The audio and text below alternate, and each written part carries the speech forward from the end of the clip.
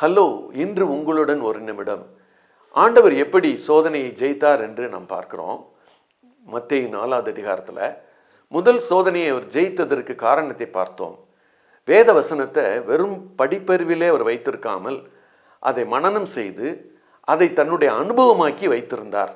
அதனால பிசாசானவன் அந்த வசனத்தை விட்டு விலகும்படியும் வசனத்திற்கு மாறாக ஒன்றை செய்யும்படி சோதிக்கும் போது அவர் உடனே என்ன செஞ்சிட்டார் தெரியுமா?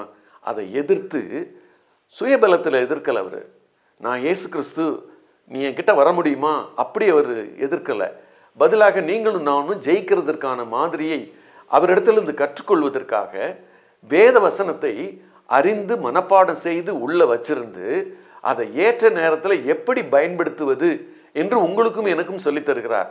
இன்னைக்கு வேத வசனங்கள் எங்க இருக்கிறது தெரியுமா? நம்முடைய சுவர்களில் அலங்காரமாக வைத்திருக்கிறோம். நம்முடைய வேத புத்தகங்கள் தினசரி படிக்கப்படுகிறது, ஆனால் அன்றே மறக்கப்பட்டு விடுகிறது. பிறகு எப்படி நாம் சாத்தானை ஜெயிக்க முடியும்?